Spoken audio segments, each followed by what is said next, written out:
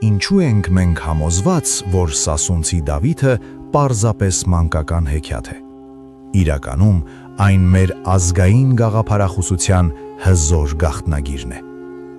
7-ից 10-րդ դարերում, երբ հայ ժողովուրդը հեծում էր արաբական դաժան լծի տակ, ստեղծվեց ոչ թե առասպել, այլ ազգային ազատագրական պայքարի կուռ համակարգ։ Ուշադրություն դարձրեք երկու ապշեցուցիչ փաստի։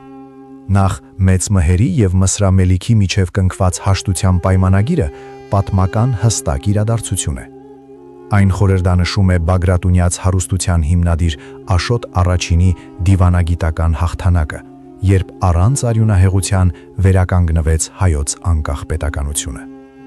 Երկրորդ, երբ Սասունցի Դավիթը թուր կեցակիով երկու կես է անում արաբ բռնակալին, դա իրականում Աշոտ II երկաթի հերոսական դարաշրջանն է,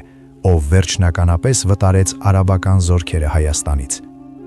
Էպոսի ստեղծողները զուտ երկրային արքաներին օժտեցին դյուցազնական գծերով, վտանգված ժողովրդին սովորեցնելով երբեք չհանձնվել, ապավինել միայն սեփական ուժերին և պաշտպանել հայրենի սրբազան հողը։ Էպոսը սոսկ առասպել չէ,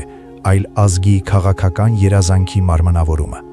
Այն ապացուցում է, որ սեփական ուժերով ինքնազատագրելու անկոտրում հավատն ու կամքն են ծնում իրական հերոսներին և հզոր պետականություն։